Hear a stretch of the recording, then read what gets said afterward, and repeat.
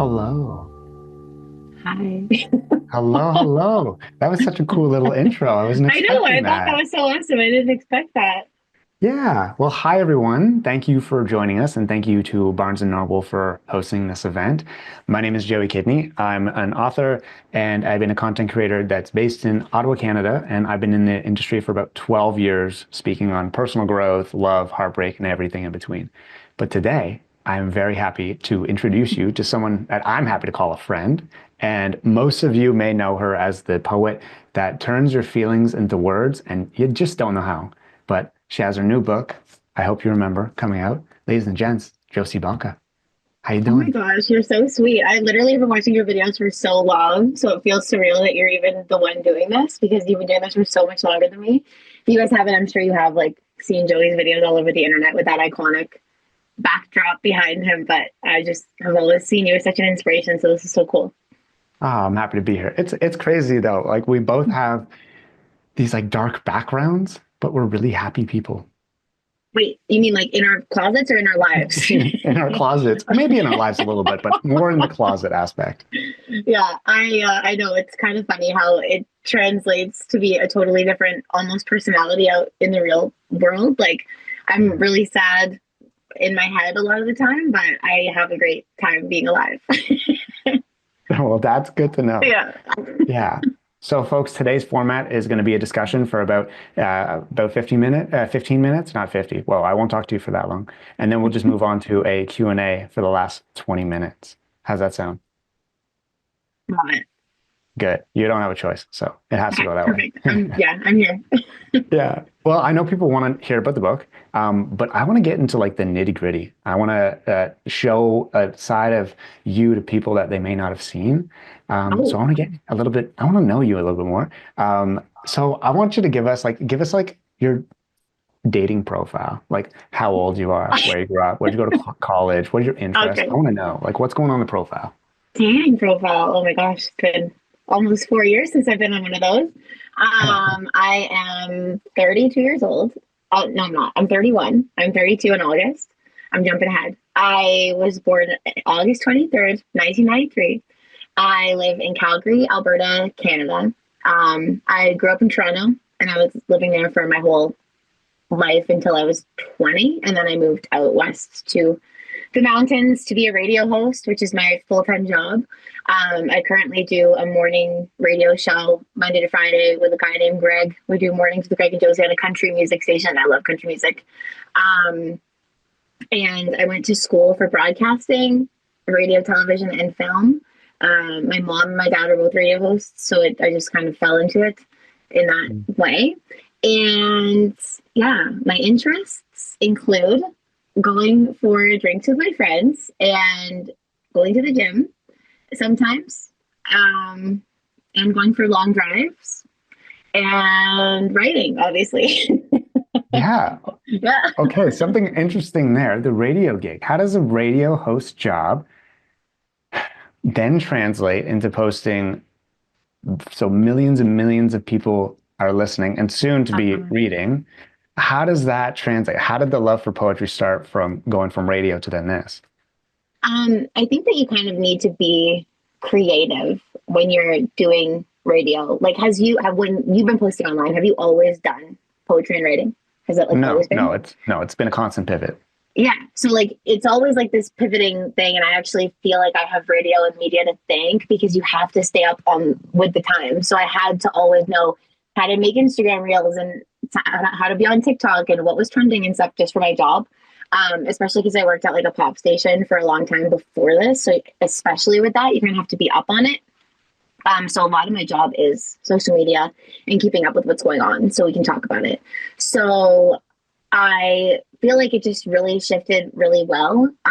When the pandemic started, I know we all like it's such a weird like before COVID and after COVID life that we all live now. But when the pandemic started, I went to go visit my like right before it started, I went to Florida to visit my family, and my sister was going to university there, and she was making TikTok dances with her friends. She's 5 years younger than me, and I was like, "This is crazy! Like, I'm never gonna download this app."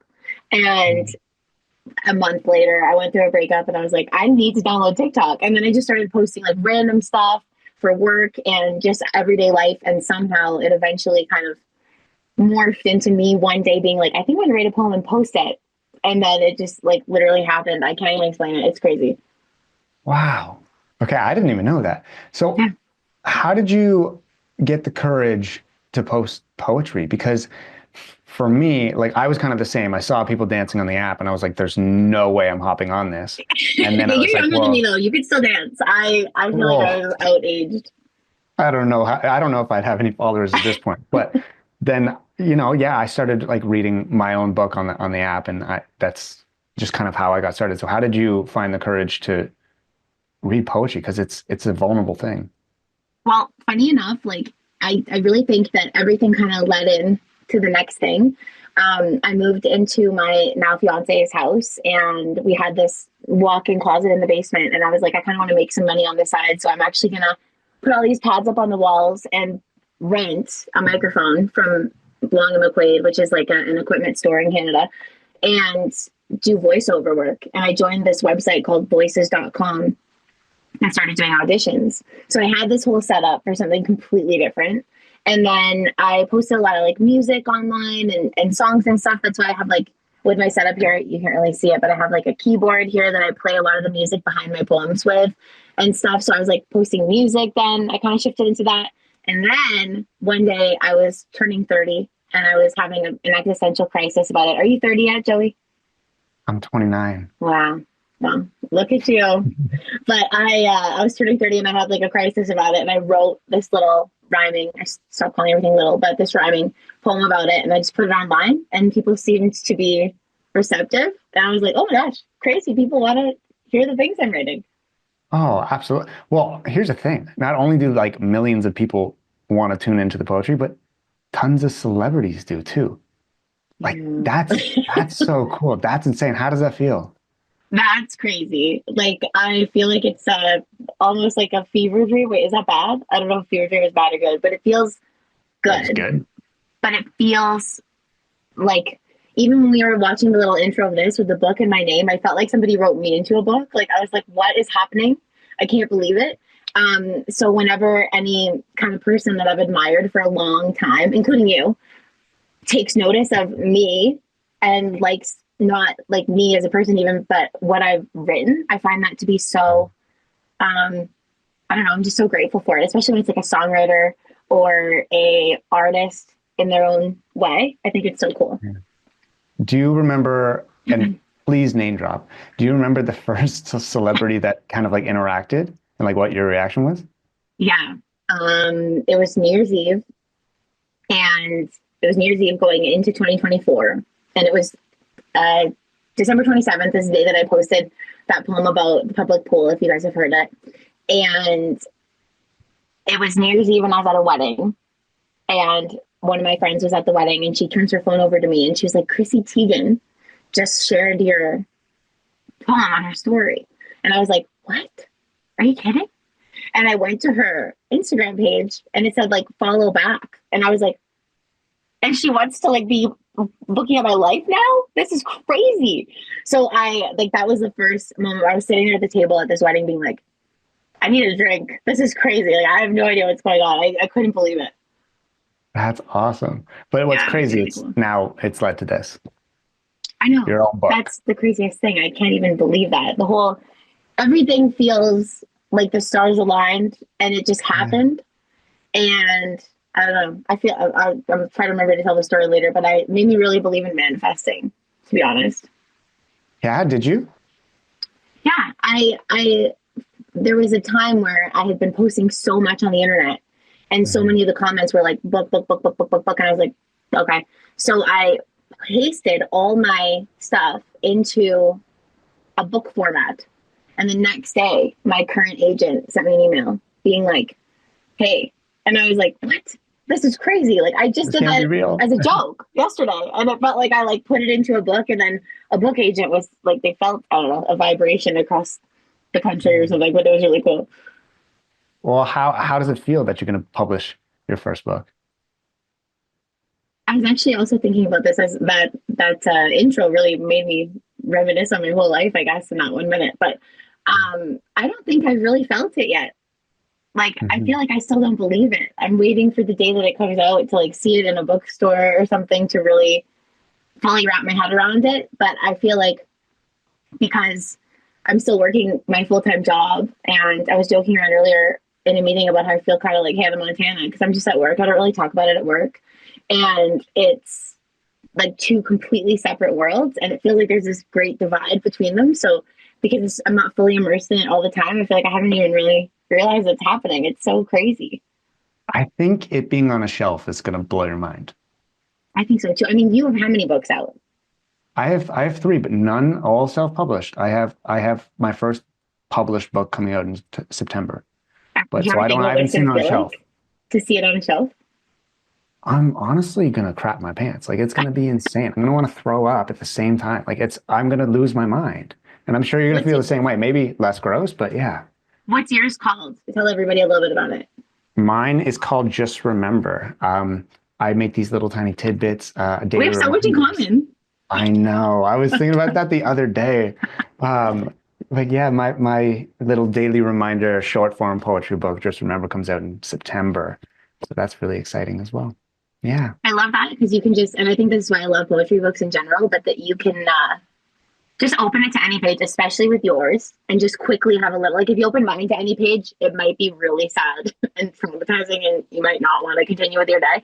But with yours, I feel like they're going to be so uplifting. Like in the morning, you can just open the book and see a little reminder about life. You know, that's so nice. So what can people expect in your book? Oh gosh. Well, it's divided into three chapters, and this is what I really loved about working with like Simon Element and my editor Ronnie and my agent Kelly, who's also your agent Joey, and um, it's just been cool because I've been shown a different perspective that I never would have thought, and like ideas kind of bloom when you talk to people. I've always loved roundtable discussions, and I've always been like, I wish I was in the room when that got written or when that joke got thought of, and it's kind of cool to kind of be in a room a lot of the time now, where we get to talk about ideas. And it wasn't actually my idea to have it broken into three chapters, which is loving, longing, and living. That's what this little thing is, and it's actually really cool because I was able to kind of split my thoughts into three ways. And I think that a lot of them kind of fit into multiple chapters, like could be loving, could be living, but I decided one way because that's how it felt to me. But when you do read it, I think what you could expect is a mix of feelings. I tried to not make it too depressing, but I find it so much easier to write about sad stuff than I do about like uplifting, happy stuff. I've always found that.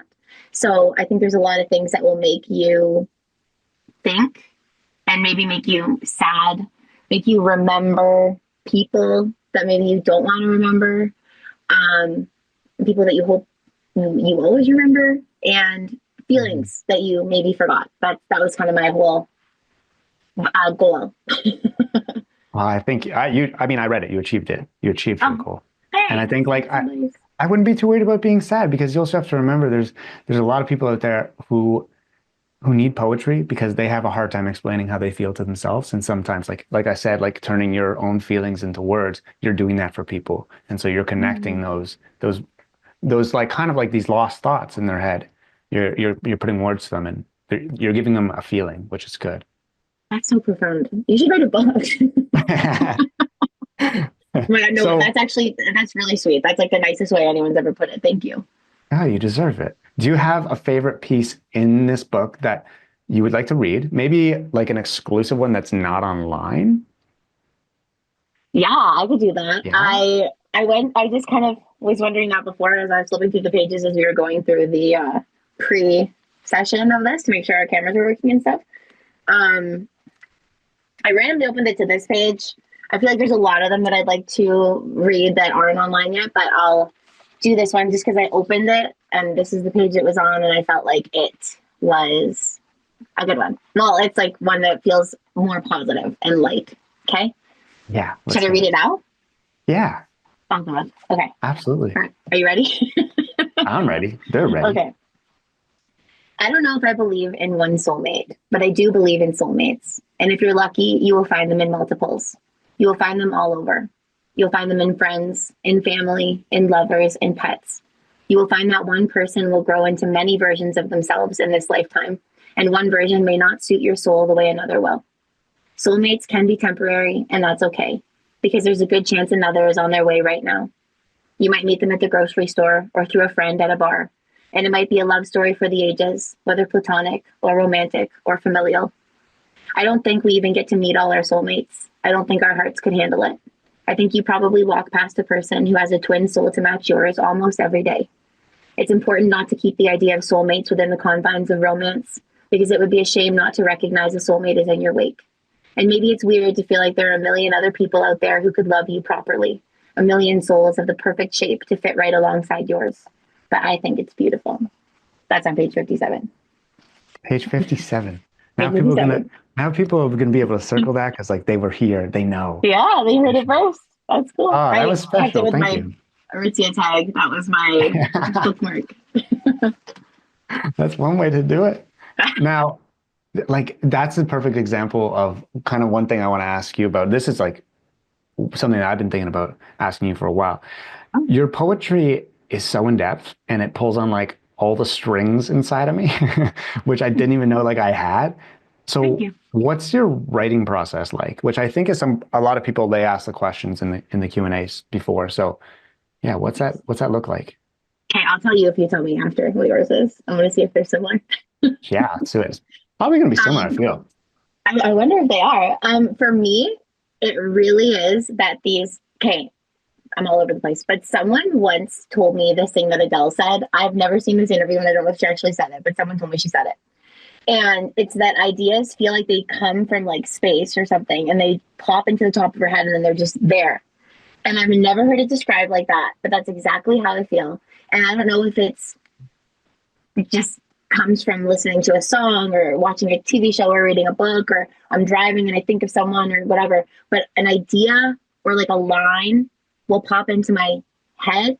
And like the other day I was driving and I was like, oh, I miss my mom because I never get to see her. I see her like once or twice a year because she lives in Toronto. And I was like, it's crazy. I like literally just miss my mom all the time. And I know that a lot of people miss their parents all the time, like especially with grief and loss and stuff. And then I was like, I feel like everybody's just missing somebody all the time. And every person just walks around and there's always missing someone. And then at a red light, I'm like, everyone's missing someone all the time. And then I'll just put that one line into my notes app. And then I'll like continue to add to this like one liner list. Like the next one will be like something else random. And the next one will be a random thing. And then once I'm in the mood to like really sit down and write something, I'll go back to my list of one lined ideas and see if I feel like as inspired. And if it hits me like heavy, like I'm driving and I'm like, I need to write this or I'm going to forget it. And I think this is a really good idea. I'll pull over and write it. We're pretty similar. Really? Okay, I Yeah. want to hear yours. Yeah. Except my little trick in the car is, yeah, it usually comes to me like in a song, or if, yeah, I think like I miss my mom. I think like I think I kind of think in hooks, and I think that's kind of like the Yeah. new gen poet because Yeah. posting on TikTok and The stuff. TikTok poet. Yeah. Yeah. And then instead of pulling over, I just ask Siri to write it in a note. Oh, that's way more. See, you're younger than me. That's way more up to date. I'm like pulling over, parallel parking, putting my car parked. Like, yeah. But I definitely think that it's just like it'll come out of nowhere. And sometimes you're like, great idea. And sometimes you write down an idea and you go back to it after you're like, what the hell was I even talking about? I have no idea what that means. So I'll just either delete it or push it away and then try to remember. But there have been times that I've been driving and I've thought of an idea and it's not a good time to pull my phone out, which it never is, by the way, if you're driving. And I can't write it down. And sometimes I've had to circle back to where I was driving when I got the idea. Like I've driven 20 minutes away from my home just to drive on the highway in that one spot. And honestly, it works. Like sometimes I'm like, oh yeah. And then I'll pull over and write it down. That's so weird and cool at the same time. That's so awesome. So I think we're ready to get into our little Q&A session. We got sent in some questions for you. Um, and I think we go to them because honestly, they're going to expand what we're already talking about. So I think I it's love good. it. But we're going to start off with one from Lydia. And this isn't necessarily poetry. This is getting to know I'm you a little. scared. You know, Um, we got a list of these and I purposely didn't read them yet because I wanted them to be like a first time hearing them. Good, good. Yeah. All right, from Lydia, she's asking, what's your favorite comfort movie? Big Daddy, Adam Sandler. No question Whoa. in my mind. Big Daddy Adam Sandler, and then close second would be maybe Crossroads with Britney Spears. uh, but Wild. and then third is Just Go With It, Adam Sandler, Jennifer Aniston. Fourth is, I know you didn't go at five, but I'm giving you four. Um, oh my gosh, it's like Something Borrowed with John Krasinski and Kate Hudson. That actually might be tied with number one. I forgot about it, but it's tied with Big Daddy. Okay. Do you have a All comfort right. movie? Um, I like a solid, like, I feel like a sports movie. Um, Because I was a sports kid growing up, so like Coach Carter. okay, And then I I haven't like seen my that. favorite movie when I'm sick is Ratatouille. Oh my gosh, that's so cute. I've Yeah. never seen either of those. I should probably watch them. You've never seen Ratatouille? I'm older than you. I was too old when it That's came not out. an excuse. That's not okay. Right. Our next Oh, question comes from Jessica. You can get sad on this one. How did you heal from your first real relationship, first love? oh my god, I remember this. I feel like I've never really fully gotten over anything, but no, I did. My first relationship ever was with a college boyfriend. I'd never been with anybody before. I think he was probably my first kiss. Like yeah, I was obsessed with this guy. Mhm. He cheated on me with our friend, and I like was so wrecked about it. I remember um, feeling. I remember the feeling when he broke up with me. I was so helpless. I like asked him not to. I was like, "Do not leave me. I can't breathe. Like this is crazy. How am I supposed to breathe? Like what?" And I truly like this is gonna sound so lame, but I really don't think that we get to feel that way more than one time. Like I think that you let somebody do that to you once and then it's like too scary and you don't ever open yourself up again like the first time that you did to someone. And obviously there's other things that are going to hurt you and other relationships that are super painful to let go of, but it's never as bad as that. And how I healed from it was literally just time. I also moved across the country, and I think that was a little bit spiteful, just because I wanted to get away. And we lived in Ontario in Canada, like near Toronto, and because we went to school in Niagara Falls, so we were living around there. And I was like, I want to move to a small town on the other side of the country, and that's not where I live now. That was just where my first job was, and it really launched my whole career and the rest of my life. So it ended up being really good. And sometimes when I think about that, I feel nothing toward that person anymore at all. I don't write about him either. He's not really relevant to me. But I'm really happy it happened. And I think that realizing that every single thing that ever happens to you, even when it's really bad, is probably going to turn over into the reason that something good happens, even if it takes a long time. Well said.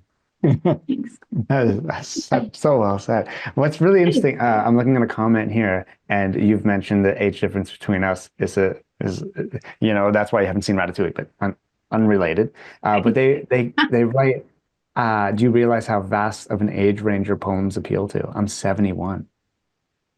Wow, Isn't that amazing? that is amazing. And Yeah. I do wonder, you guys, like I'm 31, Joey, you're 29. I feel like I have not gotten over really anything yet. I mean, I just told you that story about that guy that I genuinely am. He's probably one of the only partners I've had that I just don't write about because I just don't care anymore, which is nice.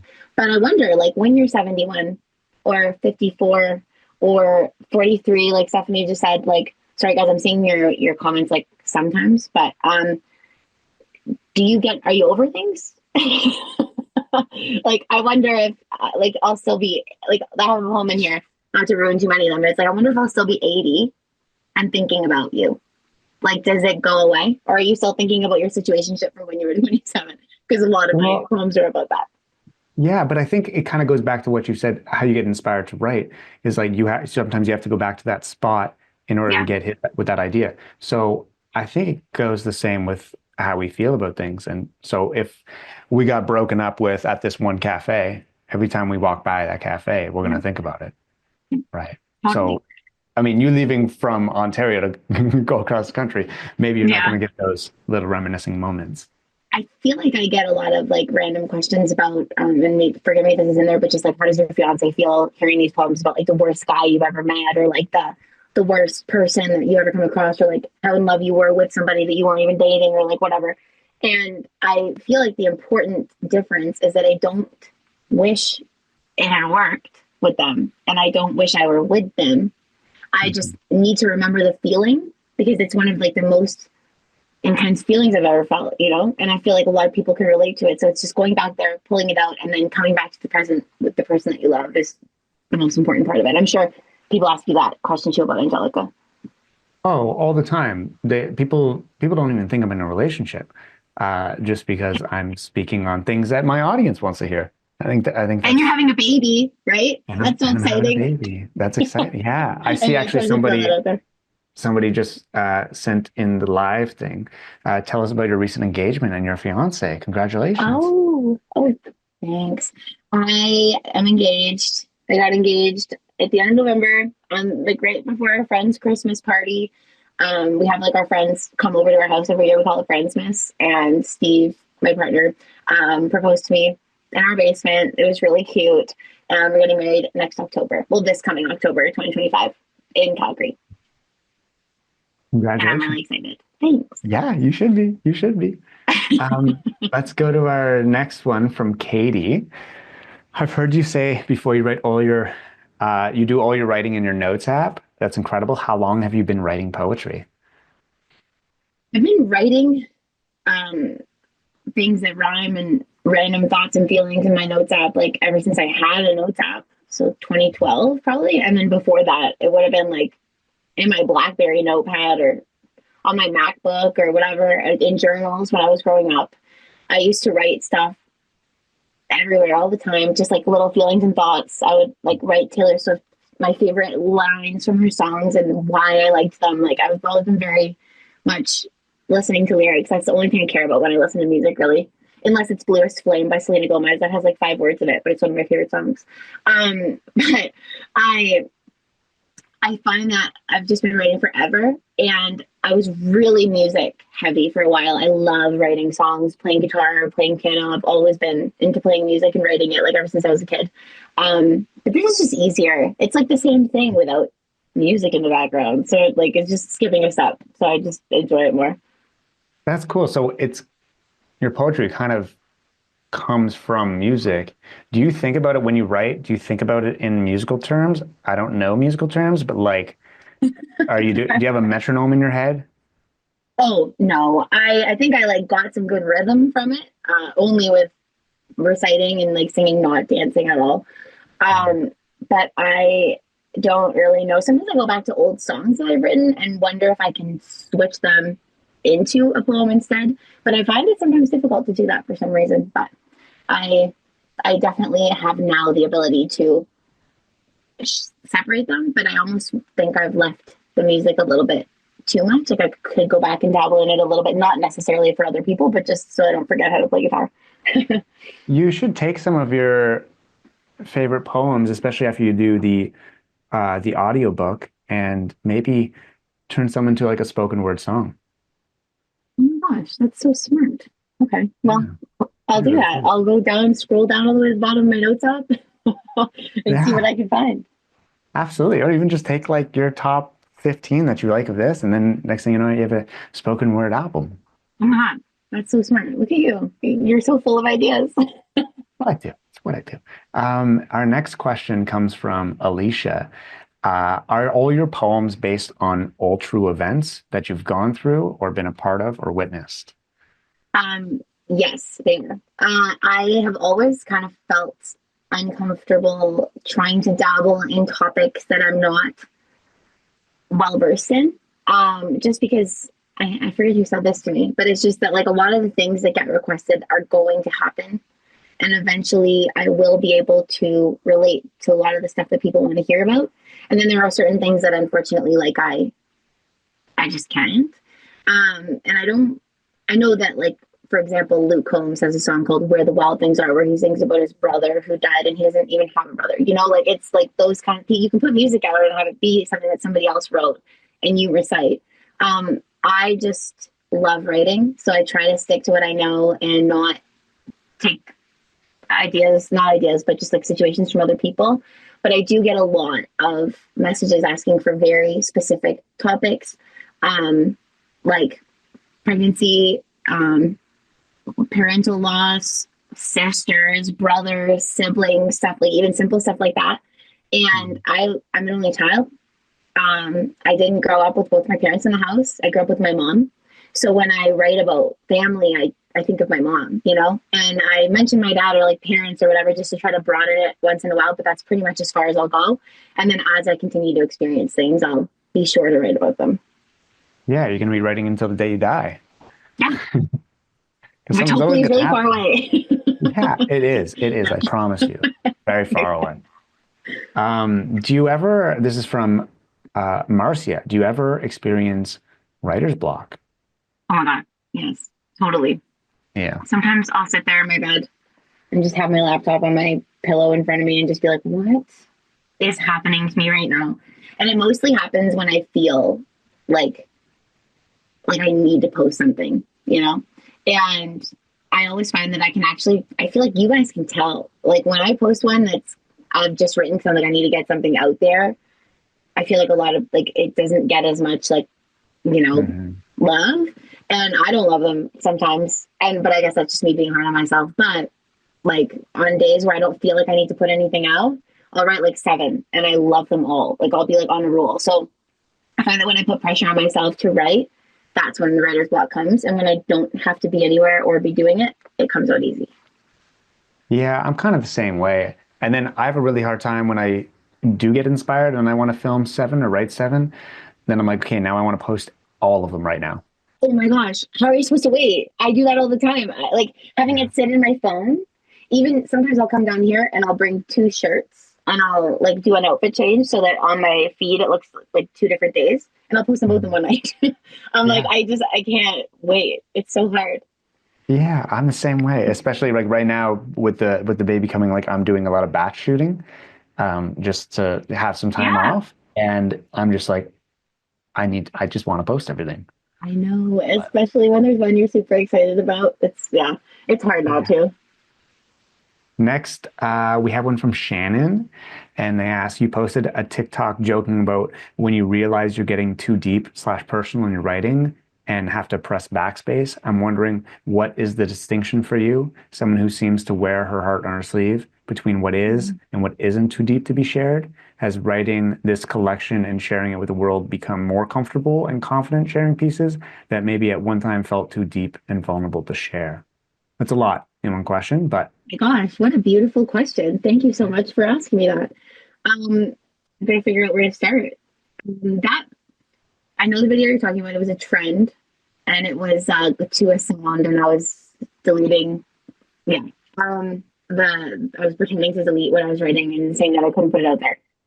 Um, I think there are certain things that I think about um, that I worry nobody would relate to because they're so specific.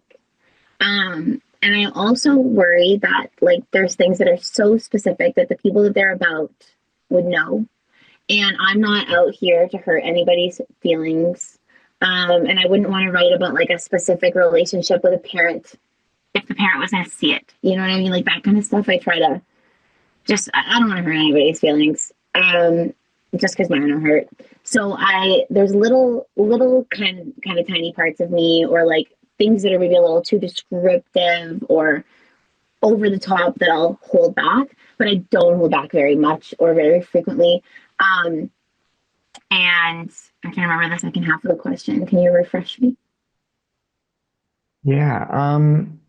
Has writing this collection and sharing of the world become more comfortable and confident after sharing pieces that maybe at one time felt too deep and vulnerable to share?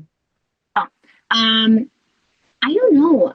I This is gonna sound so hippy dippy, I feel, but I feel like I'm right where I'm meant to be. And I feel like the world of poetry online is so kind. And whenever I post anything outside of that, people are mean. And like just random people will find it and it'll hit this algorithm and it feels like this little space that we've created on the internet. Joey, I don't know if you feel the same way about your poetry and that kind of stuff, but for the most part, it's really kind people who are just going through something. And it's like there's like these walls up around it, and the videos only find nice people so far. So I actually don't feel vulnerable or scared at all. And I never have with this. And it's kind of weird because I'm extremely lacking in the confidence section of my life. I'm not very confident at all. I worry about everything I do and everything I say and the way that I look every day. So I'm surprised that this comes out so naturally. And my partner, fiance Steve, also makes fun of me sometimes because he's like, "You're so comfortable down there. You go there with no makeup on and like a big hoodie." He's like, "But if we have to leave the house, you take 3 hours to get ready." And I'm like, he's like, "But you put a video out there for a million people to see, and you just aren't wearing any makeup." And I'm like, "It's different because these people are nice." Like, I can't explain it, but it just says you guys have made it so easy to be vulnerable. It's also because you're extremely talented at what you do.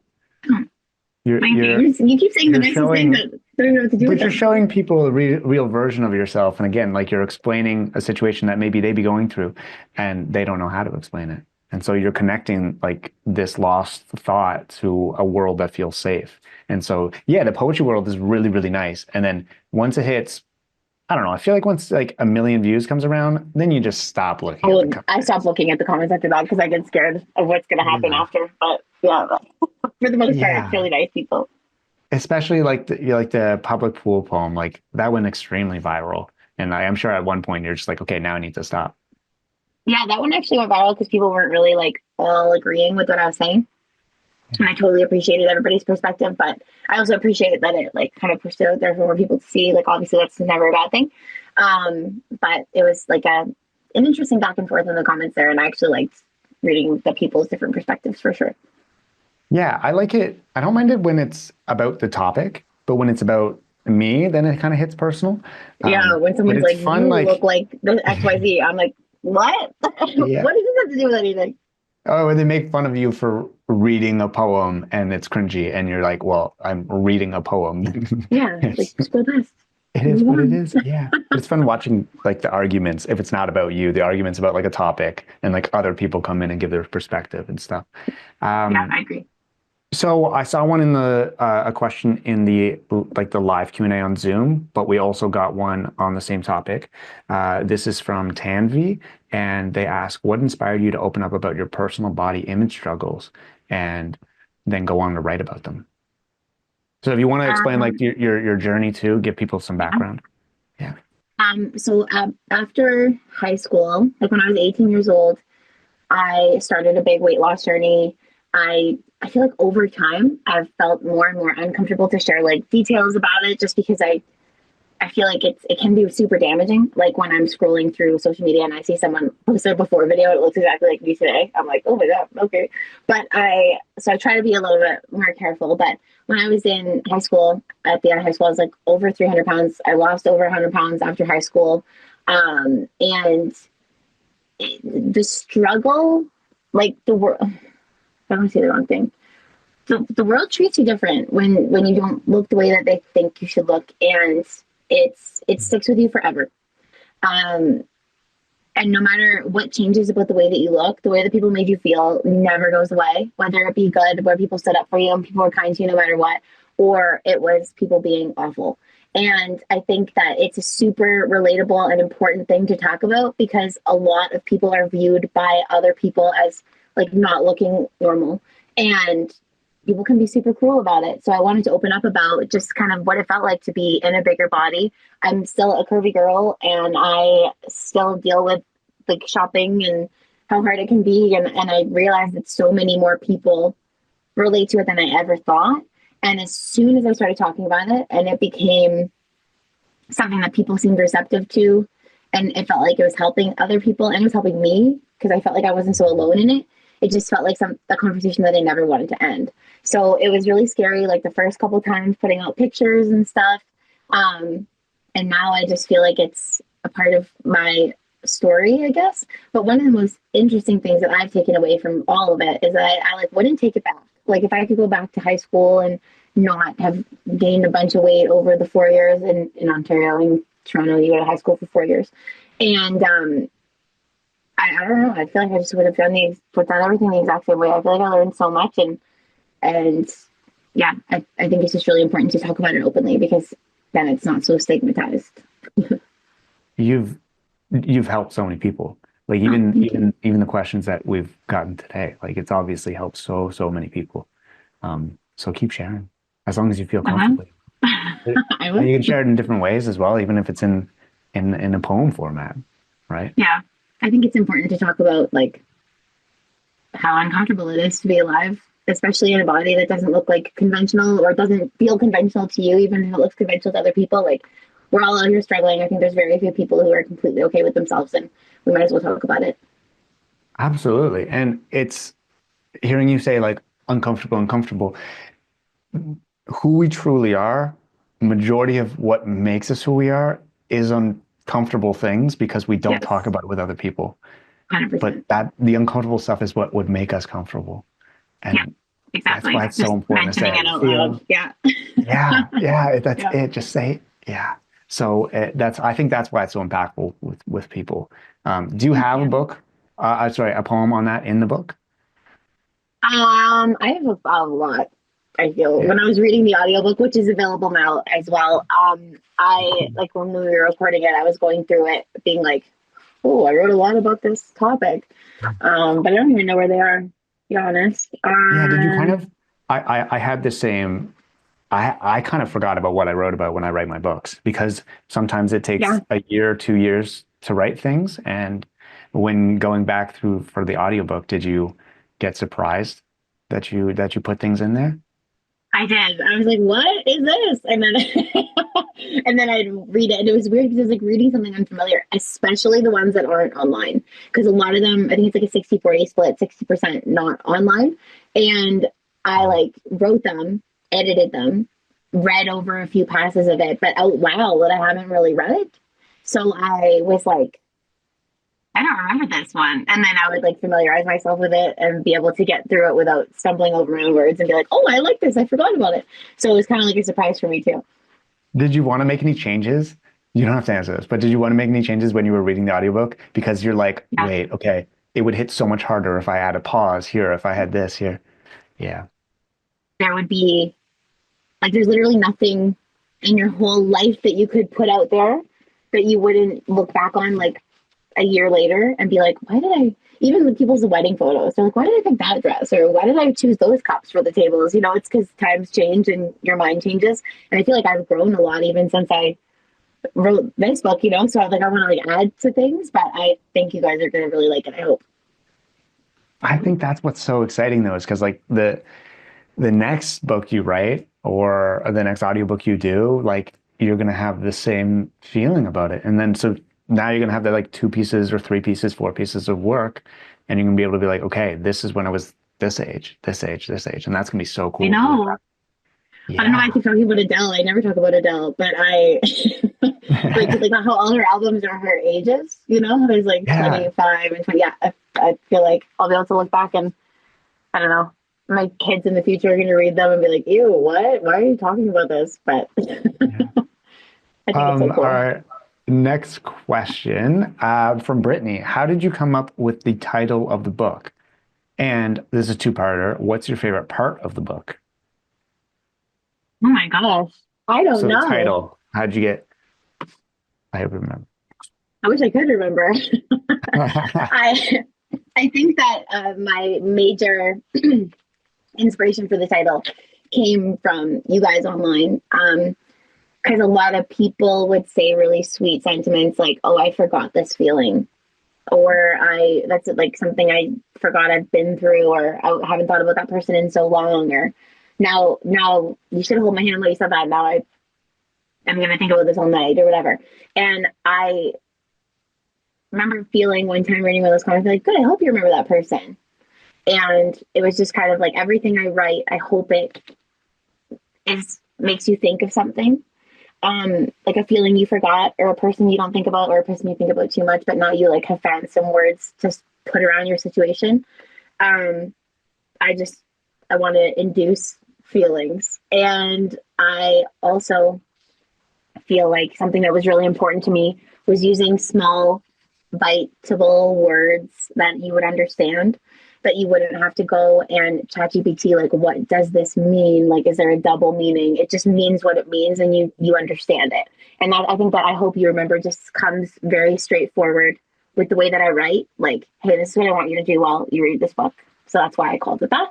And my favorite part of the book, interestingly enough, I love the longing because I love nostalgia. I call myself the girl that's never gotten over anything. Like, I love it.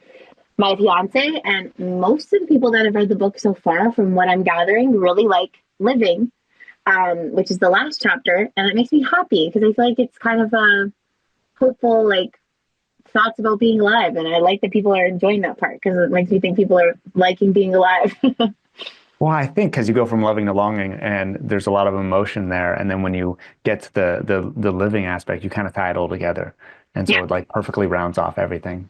Oh, Yeah. thanks. Yeah, that was kind of the intention, and also I'm pretty sure I had help with the layout of the book, but I'm really happy that it ended up in this order.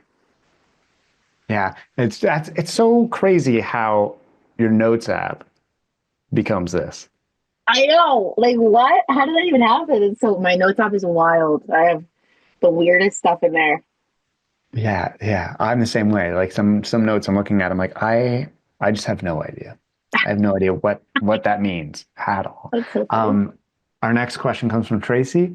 What I'll try to poems answer did these you? faster. Sorry. No, you're good. Okay. You're good. What poems did you take out of the book that you wish you included? Were there any?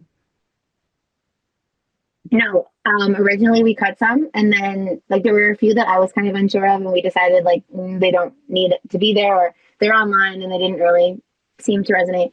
And then afterwards we kind of needed a few extras, so I got to toss a few back in, and I truly don't wish that there was another one in there because anything that I didn't put in there, I would hope that eventually I'll put somewhere else, and you guys will be able to read it. So I'm really happy with all the poems of the book. Yeah, I mean that's good. Like it's very interesting. You're like you write very long format poetry, and so there's a lot of words in this book. Like there's your word count is very high, and so Man, if I'm words curious. were steps, I would be so fit. I talk so much. I have so many words to say at all times. So Yeah. I'm not surprised that the word count is like, yeah, there's a lot of long ones. When I was in the audiobook place, I was like, oh my God, is this going to keep going? How many more pages is this one? It's crazy. Yeah. So we just have two more questions. Second last one is from Cheryl. What are you reading recently, and what authors inspired you? Okay. I'm currently reading a book that I love. And it was funny because it had a mixed review in a meeting I was in earlier with my editor and my agent, Kelly and Ronnie. Um, one of them said they love it, and one of them said they did not like it at all. It's called The Wedding People. I have to look up the author, but it is so good, and the audiobook is amazing. It's so well voiced, and she does such a good job with the characters, so I'm really loving that. And then I'm reading another book right now called I love thriller horror books, and I've read a bunch of them. There's one called The House Across the Lake that I really like that you guys can go check out as well. But The Wedding People is my fixation right now. And inspired me, I would say, this is going to sound weird, but she remember Shel Silverstein? The poet of like falling up in the giving tree. It was like children's poems, but it was like a hardcover book with a lot of pages and a lot of different poems and different illustrations, and I just adored it. When I was a kid, I would just keep it above my bed on this little ledge that I had and pull it down and randomly read it. And I think my goal with this is that you keep it near you and just open it and probably land on a page that might resonate. Where the Yeah. Sidewalk Ends, that's what it was called. Yes, I just saw it in one Okay. of the comments. So cool. Yeah, yeah. I mean, this like I always imagine like a bedside table book. That's the way I think Yes, about it. It's that's what like I'm hoping for this. That's my yeah, when hope. you can't sleep, you just whip out a book. Yeah. And then going on to our last question, are there any more plans for more books? For this from Victoria. Victoria. I don't know.